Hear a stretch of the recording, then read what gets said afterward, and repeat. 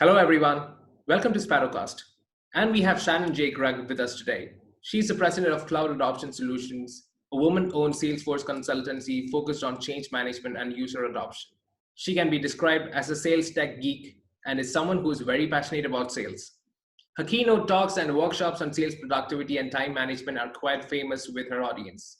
She's also the author of It's About Time: How to Do More of What Matters in the Time You Have. And she is here with us today to share her insights on redefined sales funnel, future quarter playout, and sales operations. Welcome to the show, Shannon. We're so happy that you agreed to be a part of this, and I'm super excited. Hey, thank you so much for having me. I'm also super excited to be here, especially now. We're in the dawn of something brand new in sales, right? The past quarter in sales has changed more than the past 10 years, I think, in terms of what we're faced with, the challenges that we have, and how we're going to respond to those challenges. So thank you so much for having me. All right. So without further ado, let's begin with our session. So it's completely over to you, Shannon. Great. So what we've been seeing in the face of a global pandemic is that even the most traditional industries are looking at ways to take their sales virtual. And this provides a big challenge for people who are used to belly-to-belly, face-to-face sales. How do you do that when you can't meet somebody in person? You can't go to the networking events. You can't shake their hand and let your eyes sit on each other as you start to develop that sort of relationship. And so I'm excited to talk to you today about ways that our sellers can get out there and make themselves known without relying on the traditional tried and true methods of sales. All right. Okay. So just before we getting into that topic, I'm just very curious to understand what would be the future of virtual sales, taking this current pandemic into consideration. Well, I hope that the future of virtual sales is definitely in response to what we're seeing in the pandemic. Because what we've seen is people be even more creative with their methods of prospecting, developing relationships, finding people who really need their value as a trusted advisor, as a seller. And so we're seeing people start to play with things that we haven't seen them play with before. Automation in their CRM systems, video for prospecting, video meetings just like we're doing now. And I think what it's doing is opening up a brand new possibility. So people are likely to say yes if you want a video meeting. You can meet people halfway across the world, and it really is expanding our networks. And I love the implications for the future. All right. So apart from these video recordings, like what you suggested, how else can we be creative in building relationship in sales right now at this point?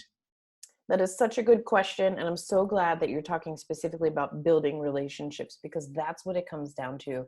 Sales is always and has always been about building relationships. So the transactional order taker seller, that person has gone away, right? We've been seeing this development where salespeople are becoming even more educated about their topic.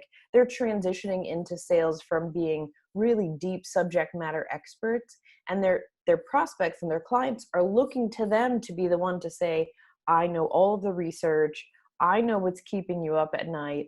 And so I think now what we're looking at is, how do I creatively convey to you that I'm the one who has the expertise that you have? And so that deeper relationship becomes even more critical and important as we say, how do we reach out to you? How do we best find you? And sometimes it's as simple as asking your prospect or your customer, hey, how do you prefer to be reached? Do you like Zoom calls? It's okay if you don't have your video on. Should I be texting you? Because those are the questions we've been asking for the past 10 years anyway, with this fourth digital revolution coming along. I think we're saying, these are the things that we've been wanting to know, and now our audience is so much more willing to hear it. Great. So that's all about building the sales relationship. But when it comes to coordinating between different departments, since everybody's working from home, how can we smoothen that point of action? So, or how can we just coordinate between different departments to smoothen a sales process with the current situation? You're doing such a good job of tapping into all of the biggest challenges our salespeople have right now. How do you reach your prospects and your customers when we're living in this virtual environment? And then once you do that, how do you transition that information to the rest of the organization? So it used to be our field salesperson could come into the office, bring a bag of bagels and say, thank you so much to my sales support team or my finance team or my delivery team who's taking all the things I'm saying are possible and making them true. And that is even more challenging now. And so I think it's all about intention. You asked before about building relationships. The same thing has to be done in internal organizations as with external clients and prospects, right? So the salesperson now has to say, what can I do for you? How could I make this better as we do the sales to service handoff? Or what sort of information do you need for your financial production and analysis? What can I be doing as a salesperson to make your job easier? And so I think when we start to be really serious about that intention and take it to the people who are internal to our organizations, they're going to start to see that the feedback loop is beginning to be closed, and we'll be able to value and deepen those relationships as we're looking for smoother interdepartmental negotiations. All right. Okay, that was really great, Shannon. So while I was just, browsing through your articles which you have posted in LinkedIn, so most famous or most trending one comes to time management. So just to sum it up for the audience, would you like to share some tips and tricks for time management for us today? I think time management is the tool of the best seller. So when you look at the way that you're managing your time, it has to also be super intentional when you're a salesperson. And one of the things I think about is early assembly lines, right?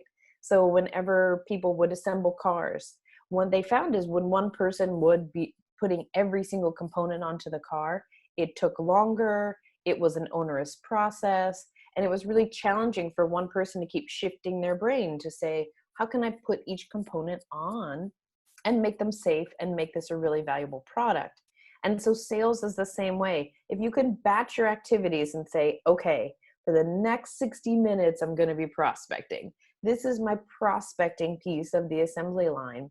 You get into a rhythm, your body starts to respond to that, your brain responds to that. And whenever you batch in that sort of way, it gives you an efficiency and effectiveness in your process and your approach that allows you to do more with the time that you have.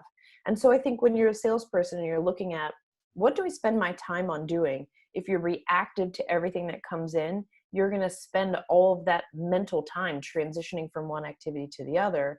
Whereas if you can batch your time and you get into that sort of productive assembly line process, all of a sudden you're going to find that you are completing more activities. You're doing more of the things that you need to be a really critical seller in today's environment.